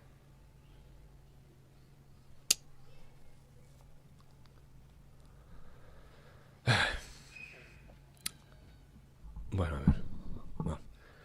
El bibliotecario oía los crujidos y los leves estallidos de las placas de ceramita que cedían bajo la terrible fuerza de las mandíbulas del gusano. El Astartes vio su maltratada armadura reflejada en 4 de los negros y fríos ojos del tamaño de un plato cada uno. Pero...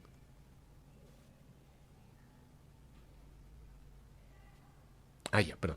El Astartes vio su maltratada armadura reflejada en 4 de los negros y fríos ojos del tamaño de un plato cada uno, que tenía lo bastante cerca como para tocarlos, y hundió el extremo inferior de su crepitante cayado en el cráneo de la reina, justo entre sus monstruosos ojos.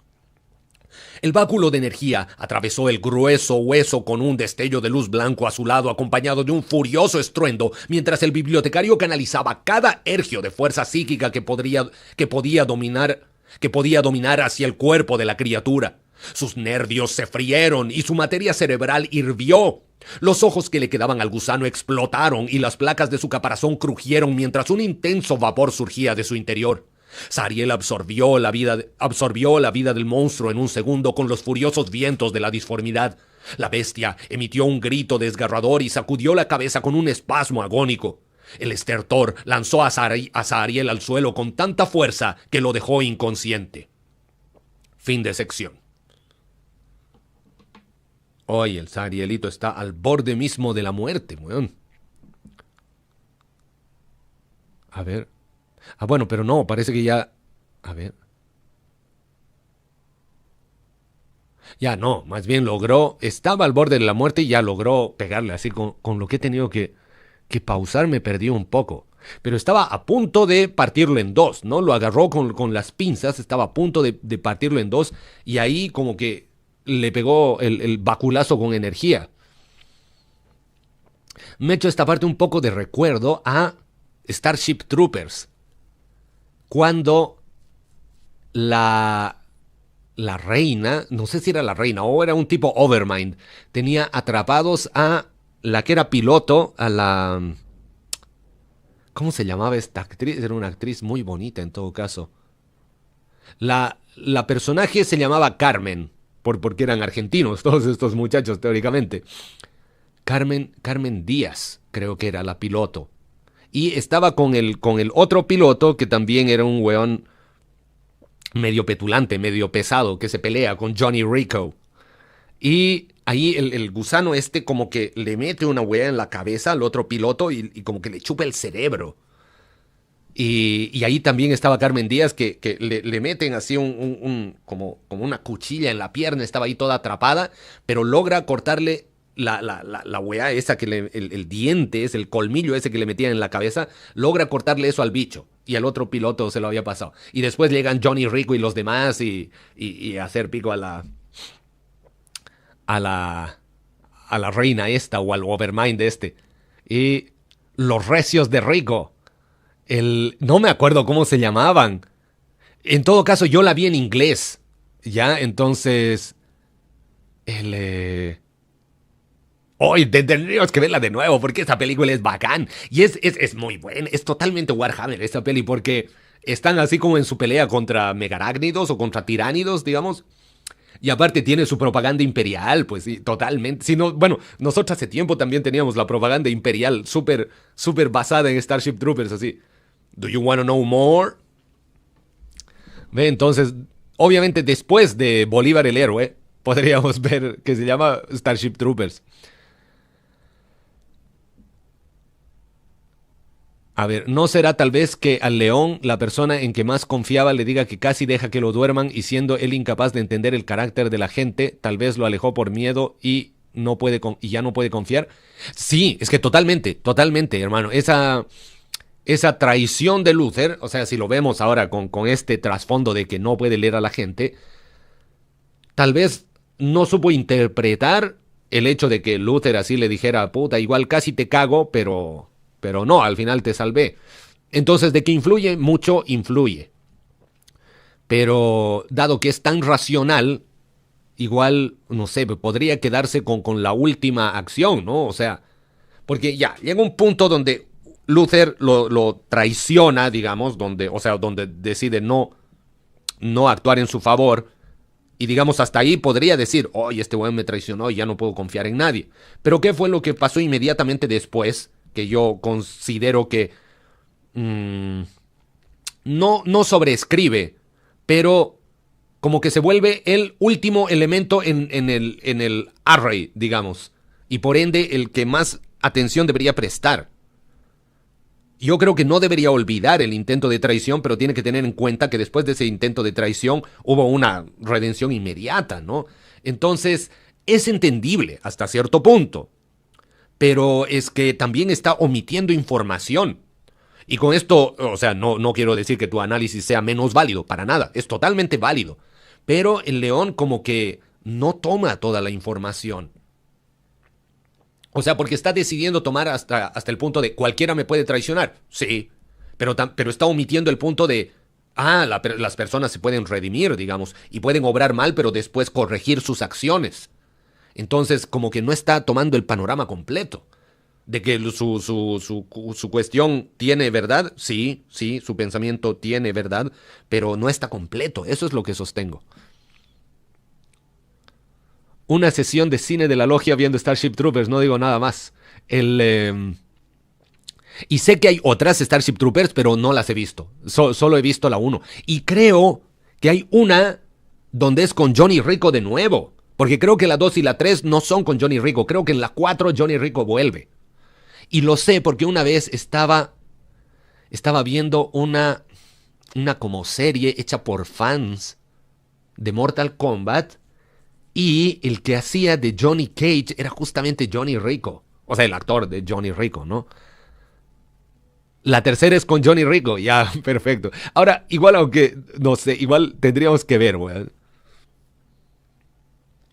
Y la sesión de cine tendríamos que hacerla. A ver. Yo mañana entro a trabajar a las 4 de la... lo que pasa es que estamos tan lejanos. Lo que pasa es que la diferencia horaria entre el Adeptus Hispanicus y el Adeptus... ¿Cómo le llamaríamos?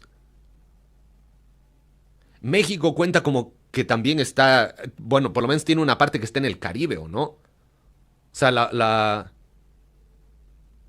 no sé si es la península de Yucatán. Porque, a ver, Cancún está en la península de Yucatán, ¿o no? ¿O estoy hablando weas? Sí, ya, porque la península de Yucatán es una parte que también está cercana al resto, digamos, a El Salvador, Costa Rica, Guatemala, a toda esa parte caribeña. Entonces, es que el Adeptus Latinus es como... Es muy global.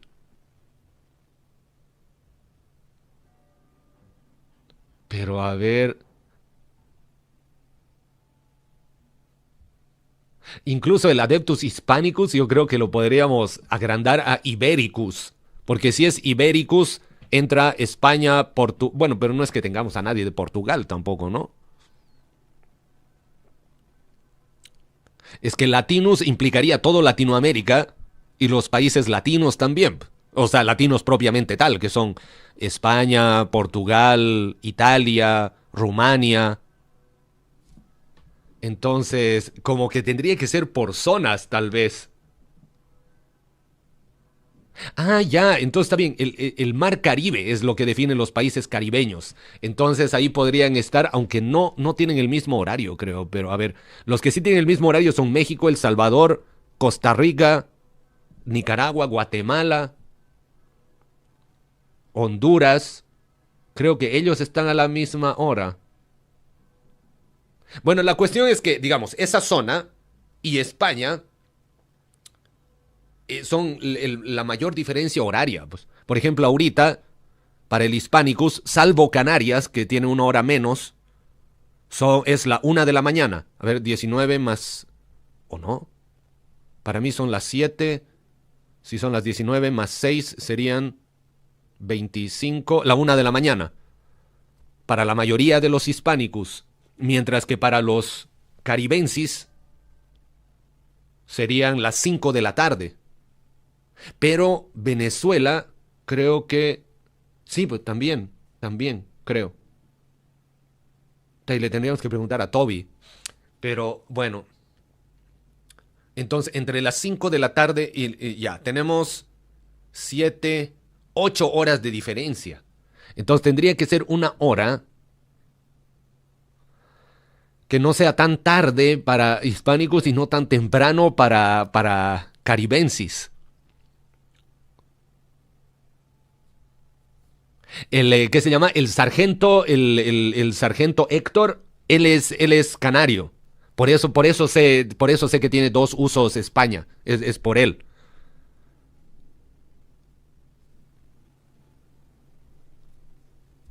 ¿Tú de qué parte eres, Cabo? Así como para cachar el horario, pero a ver, lo que yo sostengo, si mañana fuera a las 2 de la tarde hora chilena, serían las 8 de la noche en España y serían las 12 del mediodía en México. Ahora, el punto es que como es domingo, igual mediodía de domingo, mucha gente almuerza con la familia, digamos. Ah, tú también eres de Venezuela, Cabo. Ya, nunca lo hubiese imaginado. Ya veo.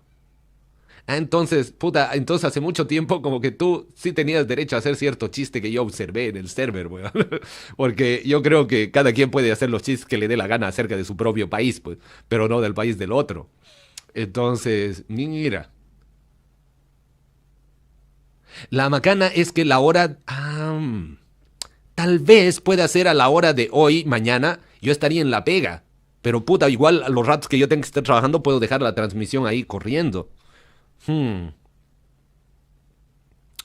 me lo habías dicho, Cabo. Lo hubiera recordado, por eso ahora me estoy sorprendiendo.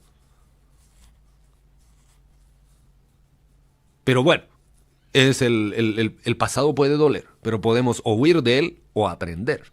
Así que bueno, ya, yo creo entonces mañana podría ser a las 4, a ver, como a las 5 de la tarde mía, a ver, o 4 y media. Bueno, primero terminaremos de leer para que no sea tan tarde para los hispánicos y hablamos mañana. Pero lo que sí va hoy es es que los domingos son muy relajados en mi trabajo. Debería estar muy playa mañana, ¿ya? Entonces, ¿qué se llama? Mañana vemos eso. Pero hoy va Bolívar el héroe, sí o sí. Ya, continuemos. Voy. Cuando volvió en sí, estaba tumbado sobre su espalda a pocos metros del humeante cadáver del gusano. Astelan estaba arrodillado a su lado, colocándole las piernas en la posición adecuada. Podía sentir débilmente el cosquilleo de los analgésicos que adormecían su mente. «Quédate quieto unos momentos hasta que los huesos se suelden», dijo el señor del capítulo mientras orientaba la pantorrilla de Sahariel y empezaba a inspeccionar los servomotores de su rótula. «La mayoría de los actuadores están destrozados, pero deberías ser capaz de moverte». Sahariel asintió y se concentró en intentar acelerar sus facultades curativas y en hacer un balance del estado de su armadura. «¿Y la reina?», gruñó. «Está muerta», confirmó Astelan, «y los cadáveres se quedaron inmóviles en el mismo instante en que murió. Lo has hecho muy bien, hermano. Luther estaría orgulloso». «¿Cómo está el hermano Gideon?», preguntó Sahariel. «Inconsciente. La armadura le mantiene las constantes vitales estables, de modo que podemos llevarlo de vuelta a Aldurug. Satisfecho, el bibliotecario apoyó la cabeza contra el suelo y se pasó los siguientes minutos probando la fuerza de sus músculos y huesos.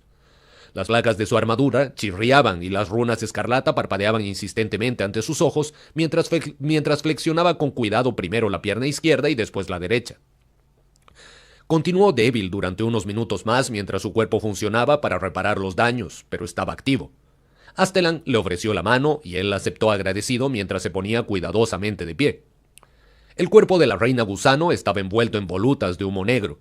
Zariel se acercó lentamente hacia el cadáver del monstruo y tiró de su báculo insertado en la frente de la criatura. Los cuerpos que momentos antes eran controlados por la criatura estaban desparramados como marionetas a las que les hubieran cortado los hilos. Un leve movimiento en la cámara captó la atención del bibliotecario. Las larvas de la reina dentro de sus huéspedes se escurrían y se alejaban retorciéndose de la carnicería, guiadas por una especie de instinto primario hacia la ilusoria seguridad del núcleo térmico. Zariel cojeó lentamente tras ellas y recurrió una vez más al poder psíquico de la disformidad. A la energía le costó salir. Fluyó a través del amortiguador y pasó al báculo. Estaba muy lejos de convertirse en el intenso torrente de energía que había sentido antes, y el bibliotecario se sintió aliviado al darse cuenta de que la sensación de trastorno estaba disminuyendo. Sin embargo, la oleaginosa sensación de corrupción seguía allí, manchando cada una de las rocas de la cámara y sobre las runas cubiertas de sangre talladas en el suelo. Zariel eliminó todas y cada una de las larvas. Con su báculo acabó con los huéspedes y cegó la vida de los monstruos que albergaban en su interior. La última de las abominaciones llegó a la base del núcleo térmico. Su rostro desencajado y sus finos brazos se elevaban como suplicando ayuda a un nefando y atávico poder. El bibliotecario levantó la vista hacia el núcleo mientras la última de las larvas fenecía achicharrada. Estaba lo bastante cerca como para ver el símbolo pintado en el lateral de la unidad térmica. La imagen estaba compuesta de cientos de minúsculas runas que le hacían arder los ojos cuando intentaba centrarse en ellas, pero la imagen que formaban era fácil de identificar. Una enorme serpiente que mordía su propia cola. Un Ouroboros, pensó Zariel. De repente una voz crepitó a través de su comunicador y lo sacó de su estado absorto. Angelus 6, aquí Raider 2-1. Angelus 6, contesta. Aquí Angelus 6, respondió Zariel. Me alegro oír tu voz, hermano, dijo el conductor del Land Rider. Volvemos a recibir señales del exterior del perímetro. Serafin solicita urgentemente un informe de la situación. Zariel miró una vez más el símbolo del núcleo térmico y se volvió hacia la escuadra. Lo que tenía que decirle a Luther no podía compartirlo por la red de voz. Informa a Serafim de que hemos asegurado el objetivo Alfa y que vamos a regresar a la base. Yo mismo le informaré de lo ocurrido. Estaremos de vuelta en la superficie en 10 minutos. Recibido, Angelus. Estaremos alerta. Astelan estaba de pie en lo que había sido el centro de la espiral de hechicería, alejado del resto de sus hermanos. Se había quitado el casco y estaba estudiando las runas talladas en la roca. El señor del capítulo miró a Zariel mientras éste se aproximaba a él. Su gesto revelaba angustia. ¿Qué vamos a hacer con esto?, preguntó en voz baja. Zariel sabía a qué se refería Astelan. El bibliotecario se llevó las manos a la cabeza y se quitó también el casco, haciendo una mueca ante la extraña mezcla de ozono y putrefacción que inundaba el aire. Yo me encargaré de ello, respondió. Reúna a la escuadra. Tenemos que regresar e informar a Luther inmediatamente. El señor del capítulo asintió y dio media vuelta. Zariel lo siguió mientras conectaba su comunicador. Escuadrón Sable, aquí Angelus 6. Esta vez la respuesta llegó alta y clara. La sobrenatural interferencia había desaparecido por completo. «Te recibo», respondió el comandante del Stormbird. «Objetivo Alfa en peligro. Repito, objetivo Alfa en peligro», dijo Zariel. «Nos retiraremos en 15 minutos. Ejecutad el plan Damocles en este momento». «Afirmativo, Angelus 6. Plan Damocles en 1.5 minutos», confirmó el líder del Stormbird sin vacilar. Zariel aceleró el ritmo y avanzó a Astelan y al resto de su escuadra. Los Astartes quedaron atrás cargando el malherido cuerpo del hermano Gideon, entre otros. Tenían poco tiempo que perder. En 15 minutos, las Stormbird del Escuadrón Sable arrasarían Sigma 517 y destruirían todo rastro de lo que había sucedido en aquel lugar. Solo los Ángeles Oscuros conocerían la verdad. De lo contrario, Caliban probablemente moriría. Fin de capítulo. Y aquí lo que acabo de recordar y que me surgió la duda, todo esto, si ya ha ocurrido Istvan, es posterior al concilio de Nicea. Y si es posterior al concilio de Nicea, y aquí que se llama Sahariel ha usado poderes psíquicos estando prohibidos. Ahora, yo no tengo ningún problema, hay que los use nomás, tenían que sobrevivir, si no se los iban a pitear. Pero, bueno, ya había concilio de Nicea y supuestamente ya no se deberían usar estos poderes, ¿no?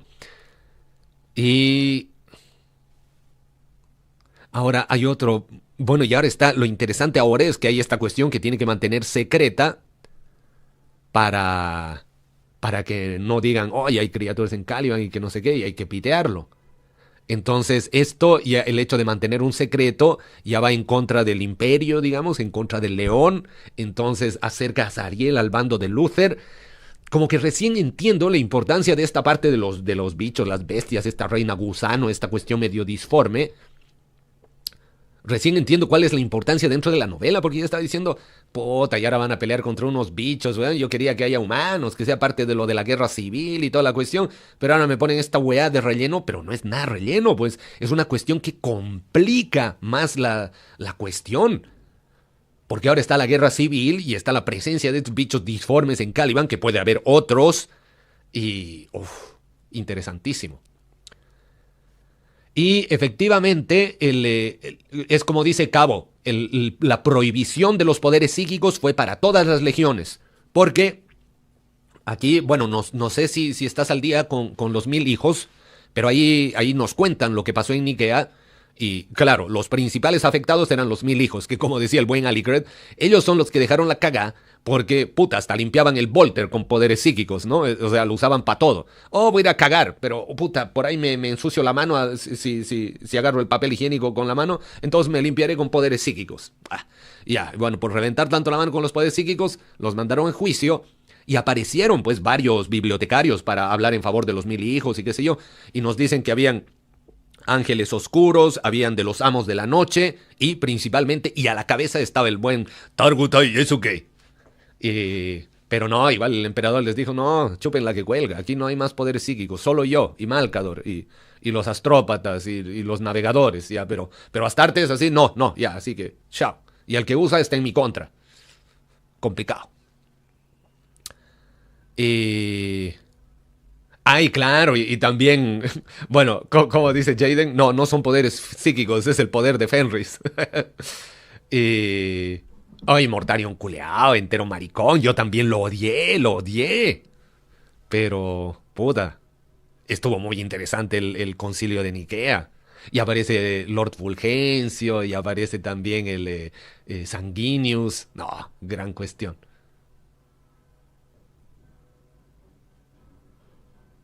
Bueno, y aquí el gato tiene un muy buen punto, ¿no? De que, claro, es lo que nos decía, cuando hice la pre, un subteniente nos decía, aquí nada está prohibido, lo único prohibido es hacerse pillar.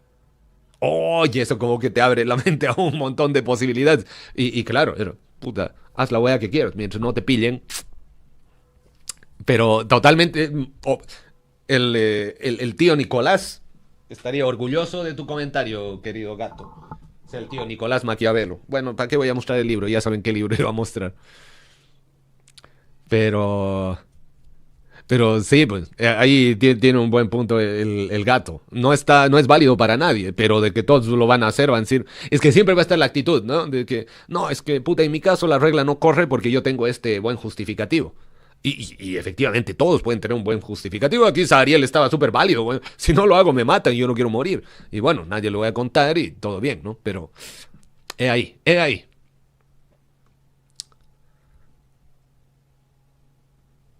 Pero bueno, entonces ahora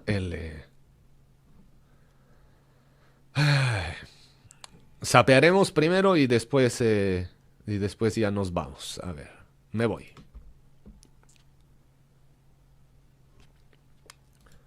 Saludos, gente de Terra. Ay, realmente... ¿Recuerdan en aquel entonces cuando mi primo Nemiel y yo éramos jóvenes y hablamos acerca de esa expresión calibanita que decía espero que vivas tiempos interesantes? Y que en realidad no era algo bueno que desearle a otra persona porque los tiempos interesantes en Caliban son tiempos mortales, llenos de emoción y todo lo que quieran, pero emoción que puede resultar letal. Ay, siento que ahora estamos en lo mismo. ¿Pueden creer? Pensamos que la época de las grandes bestias había terminado y para bien. Con algunos dolores en el camino y tal vez algunos remordimientos o estas preguntas que siempre surgen de ¿qué hubiese pasado si? Pero de una forma u otra todo había sido para bien y creíamos que ya había terminado todo. Pero ahora encontramos esto. Y ahora tuve que usar mis poderes y ahora hay un montón de cosas que tengo que contarle a Zar Luther y que no puede saber el Imperio.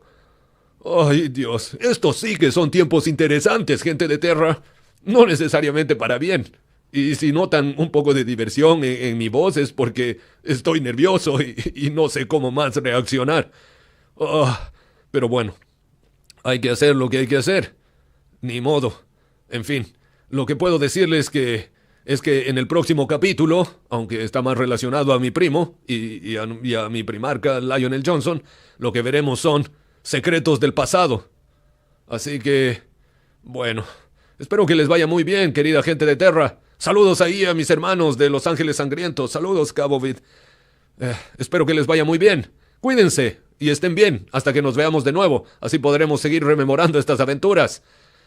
Y recuerden, su mente es más fuerte, gente de Terra. Adiós. Oh, muy bien. Oye, suena muy bien el próximo capítulo, Secretos del Pasado. Aunque volvemos, por supuesto, al lado de Lion. Ahora, en todo caso, les había dicho, ¿no? Prefiero 100 veces las partes Ahora me he dado cuenta que son las de Luther, ni siquiera las de Zahariel. Pero es simple preferencia. La dinámica de un capítulo, así de ir pimponeando, digamos, en lugares, está entretenida, le da dinamismo a la obra. Y me imagino que sería aún más interesante el agarrar, imaginemos que se mueva en 3 escenarios y con 3 personajes. Por ejemplo, Zahariel, o incluso podría ser 4, Zahariel, Nemiel, Luther, León. Por supuesto, imaginemos que están en sus quests diferentes, el León y, digamos, Luther, unos problemas hay en Aldurug, Zahariel aquí en la cueva, el León en la nave y Nemiel en ese planeta donde estaban, ¿no? Y así, 1. Igual sería interesante. Bueno, ahí lo bonito es que cada autor a veces se toma la libertad para ir narrando de cierta forma, con ciertos escenarios, qué sé yo, pero bien, me alegra. Y hace que igual esté bacán nuestra modalidad de 2 capítulos por día, así porque vemos un capítulo de cada escenario y bacán. Pero eso pues, mis queridos amigos, eso fue la sesión de rememoración de hoy, todo un éxito. Entonces, ahora los que quieran, vámonos al server no tan secreto. Y bueno, me dan un ratito así para que vaya al baño, me alisto algo de comer así rápidamente y ahí nos ponemos a ver Boribaru Hero, ¿ya? Agradecido con todos ustedes, mis queridos hermanos, que bueno, a los que se van a descansar, que tengan un muy buen descanso, que sueñen con un banquete maravilloso, un festín celestial, donde estén sus platillos favoritos. Ahí me imagino que el Magos Culinarius recomienda una buena ensalada de pizza. Así que haya diferentes ensaladas de pizza y bueno, lo que quieran ustedes. Y con los demás nos vemos en un rato para la peli. Que les vaya... Y con los que no nos vemos, hasta que nos veamos de nuevo, éxito total y rotundo en todas sus quests. Que les vaya de lo mejor de lo mejor. Reciban un Águila Imperial, un Icon Mechanicum y un saludo a la antigua, como nos enseña el querido y venerable Jackton Cruce. Que les vaya muy bien, amigos míos, y hasta la próxima.